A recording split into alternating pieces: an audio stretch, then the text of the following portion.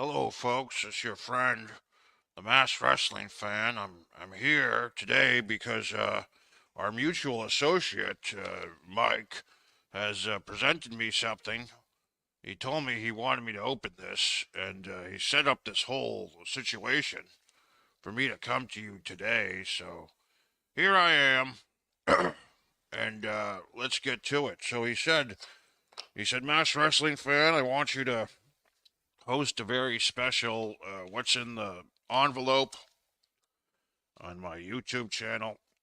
So I said, okay, Mike. And he said, I'm going to set it up for you with some historical information to be at your ready and so forth. So let's see what happens here. Why did he want to send me this? This apparently is all the way from Troy, New York. So we won't hold that against them. Uh, some type of photograph, perhaps. It's taped in an interesting way. I wish I had longer fingernails. I tend to keep my fingernails pretty short. Out of respect to my opponents, I don't want to rake a loose fingernail across their eyeball. So let's see. Mike tells me you folks like to see the inner workings of the tape, that it's some type of fetish for some of you individuals to see the tape come off the packaging. I'm not really sure how that is of excitement to you, but Mike says he gets a lot of social media respondents saying that they enjoy the tape, the packaging. He says he likes the people like this, the sound of it. All right, let's see what we got here. Oh my God. Okay. Well, it is January. The football playoffs apparently are underway. Of course, I'm not the masked football fan. I am the masked wrestling fan. Let's see what happens here. Okay. So let's see what's in this. Okay. Oh, very, very interesting. Looks like we have a wonderful photo here of a fantastic Intercontinental Champion, magnificent Muraco. And it looks like this is actually an autograph photo, autographed by the actual photographer, George Palatino. Wonderful. If I had to estimate, I would probably think, well, this has the Asiatic spike on Morocco's right thumb, so that might have been his second title reign, might have been his first. Oh my goodness, this is fantastic. So we have this photograph of Morocco. Then we have this other photograph of the champion Bob Backlund. Now, for you longtime wrestling fans, you'll recall that for a few years, Bob Backlund, in his final days as WWF champion, heavyweight champion, wonderful. Uh, Magnificent Morocco was the Intercontinental Champion, and Bob Backlund was the WWF Heavyweight Champion. And as a matter of fact, perhaps that's why Mike set this whole thing up for me.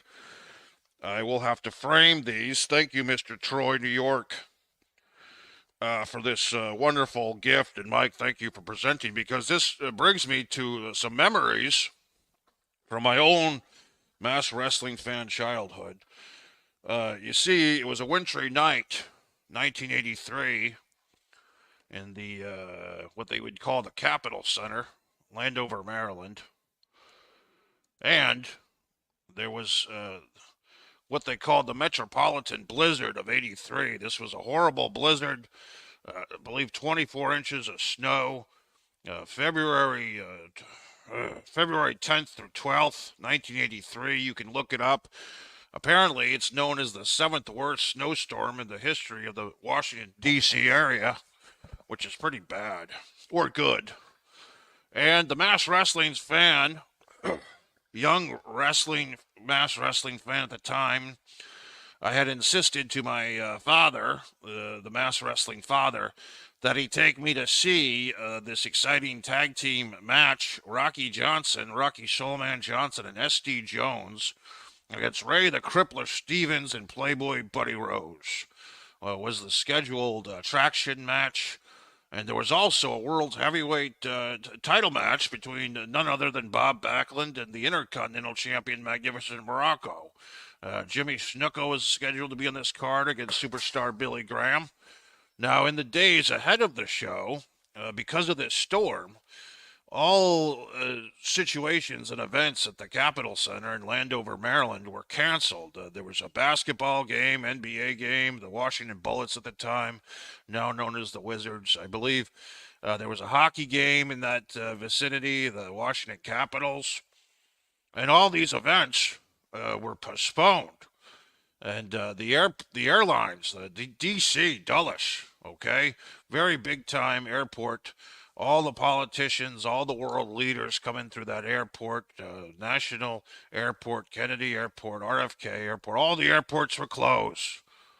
But the show went on at the Capitol Center. The WWF, not wanting to lose money, somehow got their wrestlers to appear, and they had themselves a wrestling show.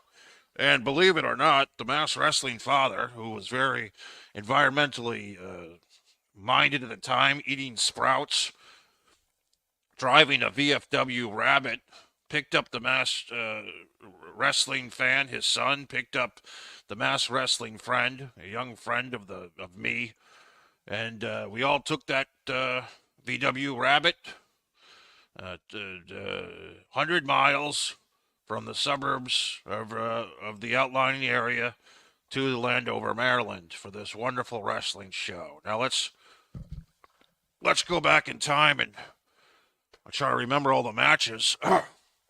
There was a gentleman named Johnny Rodz, some of you have probably heard of. He is instrumental in training the likes of Shane Douglas and Mick Foley. And Johnny Rodz was in the opening match, defeating a very young Curt Hennig. Okay? So Curt Hennig, before he went over to the AWA, before he started winning matches, was actually kind of a young rookie wrestler for the WWF. He did show a lot of potential and promise. He got a few drop kicks in on people, but he tended to lose a lot of matches as a young rookie. And here he was losing to perennial opener Johnny Rodz. And Johnny Rodz, you might remember, had that wonderful lightning bolt on his trunks. The next match featured another young wrestler who came into his own maybe 10 years later, 12 years later. A young man who left us far too soon, but Eddie Gilbert. Before he was Hot Stuff Eddie Gilbert, and before he was off trolloping with Missy Hyatt and the like, Eddie Gilbert was at this show as a young wrestler, going toe-to-toe with kind of another preliminary gentleman named Charlie Fulton. Now, a lot of you folks remember some of the better-known undercard wrestlers of the time, the Mario Mancini's and the Pete Doherty's, the Duke of Dorchester, but a lot of folks kind of forget just a couple of years earlier, there was a really hard-working wrestler named Charlie Fulton who actually was quite good in some of the smaller, the territory days, the Carolinas and so forth. But Charlie, here in Landover, was there basically to put over good old Eddie Gilbert. Charlie Fulton had a nice beard, a nice head of hair. Kind of looked like if you took Michael P.S. Hayes and mixed him with a mechanic, you'd have Charlie Fulton. But Eddie Gilbert, the Whiz Kid, as they called him back then, was able to win that match. The next thing, I cannot recall this match very well at all, but a couple of guys at the time, Pete Sanchez defeated Baron Mikhail Sakula. Now, Sakula, in a previous generation, was a main event wrestler, but here he had a cape, and that was about it. He was just a big guy at the tail end of his career, putting other guys over, and good old Pete Sanchez defeated Baron Mikhail Sakula. Well, so far we've had a couple of youngsters, Gilbert and Hennig, who had potential but weren't quite there yet, not by a long shot. The card picked up a bit with the fourth match. Mr. Fuji, I do recall him with his Asian salt always very ceremonial. He was supposed to be wrestling Salvatore Balemo. Balemo could not make it all the way from Italy in that horrible snowstorm of 1983. So they actually broke up a tag team match. I think the Strongbows were scheduled to be in tag team action that night. They broke them up and they put Jules Strongbow in there with Mr. Fuji. Now, I want to say that at the time, the Strongbow brothers had just defeated Mr. Fuji and Mr. Saito for the WWF Tag Team title a few months earlier. So this was a little bit of a revenge possibility for Mr. Fuji going against the younger Strongbow, Jules, and Mr. Fuji with his Asian salt, which was always a big thing for the crowd. The crowd always liked seeing Mr. Fuji throw his salt in the air, a big puff of salt. Very exciting, and Mr. Fuji won the match. Apparently, Samoan Sika was supposed to be in attendance, and he didn't make it either because of this horrible snowstorm. So they put in a guy named Bob Bradley. Bob Bradley was a wrestler who a few years later had some success in World Class Championship Wrestling around 1988. But Bob Bradley was a guy, a very muscular young man, who never really seemed to reach his full potential in the WWF.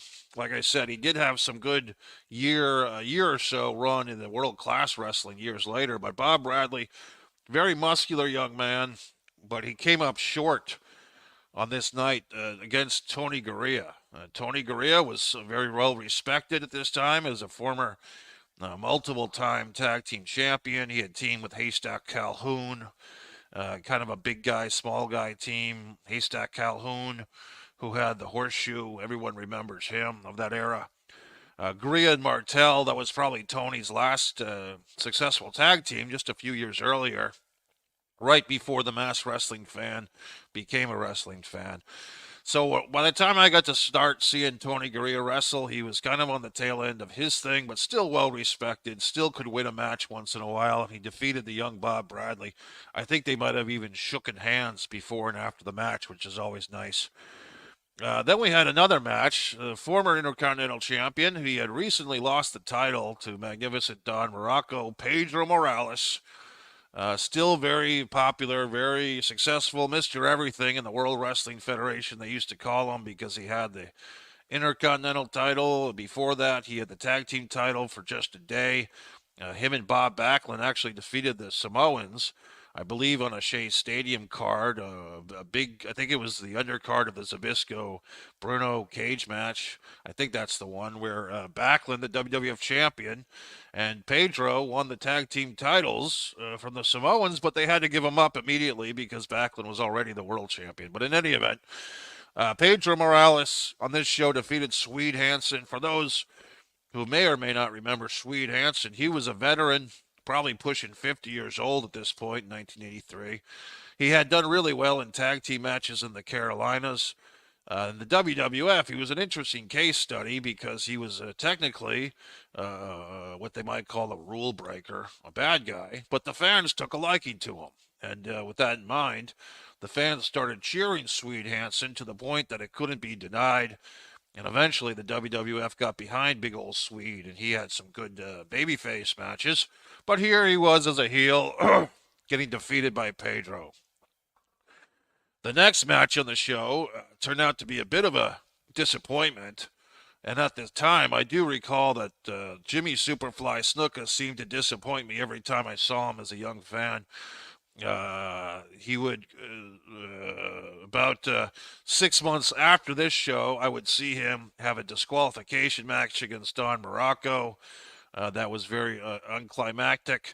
A little bit after that, I saw him wrestle Sergeant Slaughter to a double count out. That's all Snuka. And on this match, Jimmy Snuka and the former WWF champion superstar Billy Graham, who was kind of just coming off losing a series of matches to Backlund. So superstar Billy Graham gets put in there against Snuka. Should have been a nice, easy victory for Snuka of some kind, but he gets a cheapo count-out victory. I believe the two men were fighting on the outside of the floor, exchanging forearm smashes, when Snuka did a nice leapfrog over Graham on the floor and then hopped back into the ring, gets himself a count-out victory. Now, you might be wondering, Mike, Mike, if Mike is out there, I appreciate him putting me on this telecast. You might be wondering, Mass Wrestling fan, uh, how was the crowd? I mean, if this turnout of this metropolitan snowstorm, the crowd was probably 7 or 8 thousand people came out.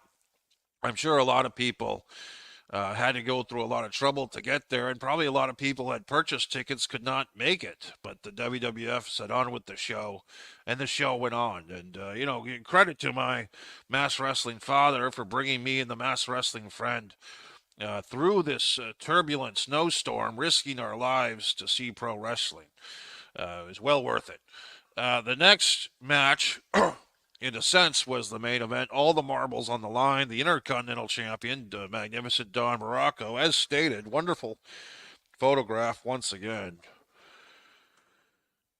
Magnificent Don Muraco, who just a few weeks earlier had won this title from Pedro Morales for the second time. Here he is challenging the champion, Bob Backlund, who's deep into his title reign. The fifth reign. Is that also signed by Napolitano? Apparently it is. So the two gentlemen are getting that match. Very, very long match. And at one point, Muraco was able to bust open Backlund's head. I think he smashed him against a turnpost on the outside. The blood was a-flowing. The referee came in, checked out the cuts on Backlund's head. And Backlund wanted to continue the match. The month prior, apparently, Backlund was disqualified or counted out against Muraco. So he really wanted to continue, Backlund did. But the referee, because of Backlund's cut, stopped the match on what they called cuts. And unfortunately for Muraco, it's kind of an interesting thing. Winning the match on cuts, Muraco did not win the title. Now, these days, if there was a champion who could not continue in the match, most likely his championship would be awarded to the challenger. But this was something that people maybe don't realize or talk about. In this era, Ric Flair, Harley Race were often getting disqualified for throwing their opponents over the top rope, Flair especially, to save their championships on the DQ rule over in the National Wrestling Alliance. But here, in the World Wrestling Federation, Bob Backlund would either pin his opponent, make them submit to a chicken wing, but if they wanted to stretch things out for a few more matches, a few more months worth of wrestling, Backlund would often lose a match via cuts. And not something that people talk about too often, but it's a true thing that Backlund held on to his title many times by losing on cuts. And so that's what happened here. I think there's actually video footage on Channel 4 NBC from George Michael's Sports Machine coverage of Bob Backlund chasing Muraco back into the dressing room. Capitol Center, folks, was a wrestling venue. Had a very interesting top to the building, as you can see. It was really a great place for wrestling. Back then, people were smoking on the concourse, smoking cigarettes. People were eating hot dogs. This venue, which really serviced, like I said, the Washington Bullets, the Ice Capades, the Washington Capitals, was such a big part of my childhood. The Mass Wrestling fan was always happy to go to the Capitol Center. They had video games on the concourse, food and beverage, all the accompaniments at the time. And it was quite a wonderful place, and it was such a sad day in the nation capital's history when the venue was torn down to pieces. Very upsetting to me that ever happened. I don't think they've ever really replaced it, to be honest with you. They have this MCI Center in downtown D.C. Never got over with me, I'll say that. So, and then finally, the fun match, interesting at the time, Special Delivery Jones was, always losing matches on television, but for some reason he was always well regarded and well promoted in the Washington, D.C. area. And he was put in the final match of the night, the special main event tag team match. Special Delivery Jones and Rocky Soulman Johnson. At the time, folks, believe it or not, they were promoted as the Soul Patrol. And that's several months before Tony Atlas came back into the territory. And he teamed with Tony Atlas, and or Tony Atlas teamed with Rocky Johnson, I'm sorry, and S.D. Jones became the odd man out. But here, no Tony Atlas. I think he was still in Georgia Championship Wrestling. It's S.D. Jones and Rocky Johnson really going against a legend, Ray Stevens, one of the best workers of all time, probably top 5. Ray the Crippler Stevens. It would have been nice to see him with his old buddy Pat Patterson, but it was Playboy Buddy Rose. Playboy Buddy Rose and Ray Stevens. I mean, you talk about the wrestler blonde hair of the day. These two gentlemen had it. They had the nice blonde hair. And they were in there against Johnson and Jones. Crowd was partial to Johnson and Jones, perhaps for obvious reasons. And the match went pretty much as you would expected. A lot of hijinks, a lot of cocoa butts, a lot of headbutts. Stevens and Rose using the tag team rope to choke their opponent. I do remember at one point, Johnson and Atlas were working over Playboy Buddy Rose's arm. I'm sorry, Johnson and Jones, damn it. And they were working over Playboy Buddy Rose's arm, and Crippler Stevens tried to get in the ring. Referee wouldn't allow him to get in the ring, and Johnson and Jones did a blind tag. Basically, they tagged without a tag. So S.D. Jones comes to the ring, takes over the armbar. Rocky Johnson goes up behind the referee's back and gives him one of these, a little clap behind his ear to make him think that he tagged him when he did it.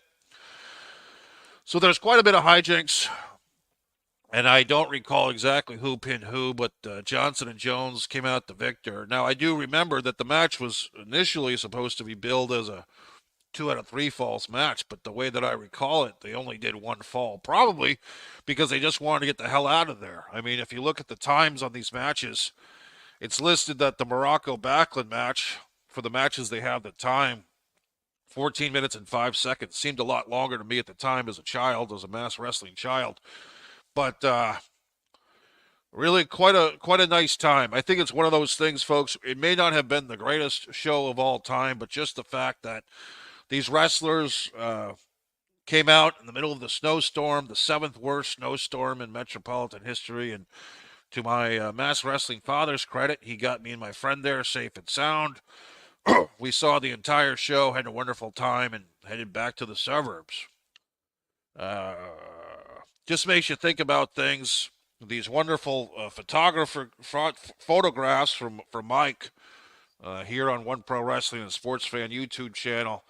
I'm going to have to find some type of frame. I have a frame right here. I don't know if it'll fit, if these 2 photographs will possibly fit in this frame. If you have any questions or queries, go right ahead. Now that I'm here, we can actually talk some intelligent wrestling talk. No offense to Mike, but he's so frustrated and animated all the time. Sometimes his passion gets in the way of his sensibilities.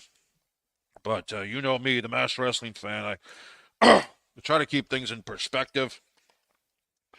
I try to do things the proper way, the old-fashioned way. I'll see if we can take this special effect. One of those venues, folks, that for whatever reason, the powers that be decided that we no longer needed it. The Capitol Center, Landover, Maryland. I would argue to my mass wrestling grave that that's the type of venue, is exactly what we do need in this world. Now, I do recall that the venue was so far off the beaten path, it was actually a lot of time spent in the parking lot getting out of events, not necessarily getting to the event, but after the event, whatever it was, a lot of times you'd sit in that parking lot for hours. So I'm trying to do this. It's got this, for Christ's sakes, it's got this stuff, this skim. I'm not sure what do you call it. Some type of protectant layer, some type of thing on the. They try to make things easier for you. They make it harder. Just trying to figure this out. It's some type of foreskin almost on this frame. I just trying to get this thing going. Like I said, okay. I think I got it. I keep my fingernails trimmed so tight to the bone. And this frame actually has a little dent in it. And now there's another, my goodness, another skimmy side on the other side. It never ends, folks. Just everything you do in life is just so goddamn frustrating. All right, let's see here. Just trying to remove this skim. This, God in heaven. It's just so frustrating. Just trying to remove this horrible skim. I need an assistant. Here we go. I think I got it. My goodness. Just such a problem. Everything's such a hassle, isn't it, folks? My God, look at all this waste. Ugh, gee whiz. Where'd the frame go? Here it is. Let's see if we can assemble this in live time. I appreciate you spending your quality time with me. Looks like neither one of us have anything better to do. Got it. Jesus. You need instructions. Okay. So I wonder if both of these gentlemen will fit into this. They do fit. I would like to center them, perhaps, some regard. Put this as a backing. This just might be the, as we say, folks, this might be the rough draft of this process. I might revisit this later when I'm off camera and have better, are they on the right? So this is kind of nice then. I might revisit this and clean this up a little bit, just so it's a little bit more presentable. Maybe I'll put some name cards in there for the two competitors, Backlund and Muraco. Two guys that really gave you their all. Don Muraco never got that world title reign. He was, but really, as an Intercontinental Champion, he was just dominant. He had matches with the likes of Pedro Morales, of course, Rocky Johnson, Jimmy Superfly Snuka. Well, that looks really good to me, folks. I don't know about you. I mean, I probably will. Well, Morocco's a little off kilter there, so now I have to fix it. You got this mass wrestling OCD.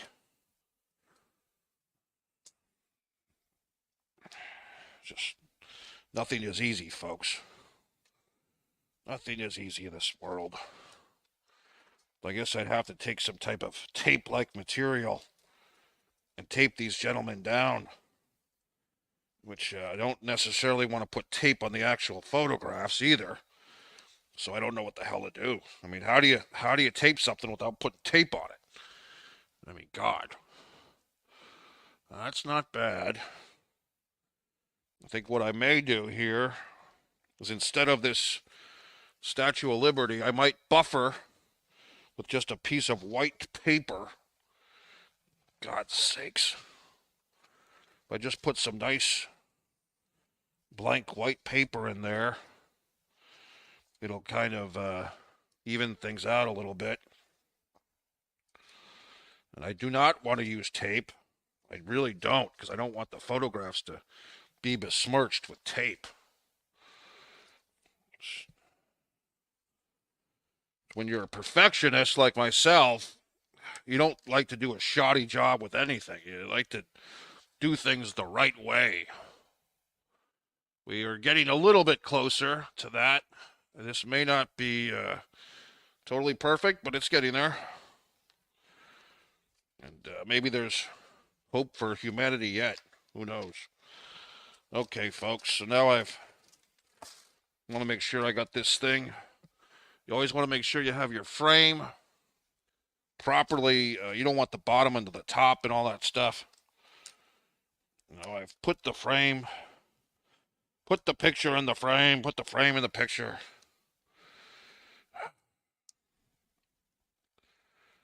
We'll be doing more of these videos. If you have any special topics you'd like me to cover on this channel for my take on things, you're more than welcome to ask. All right. God in heaven. That looks a lot better, doesn't it? Looks like they're pretty much on kilter. Like I said, I might go back later and revisit that. Oh, this, God in heaven. Ugh. All these lights, the reflections. I need a light coordinator around here, for God's sakes. Well, that's it, folks. Well, Backlund and Muraco, two legends doing battle. Oh, thanks, Mike, for your kindness and this very special What's in the Bag. I really enjoyed it. Mash Wrestling fan. Subscribe, idiots. Thank you.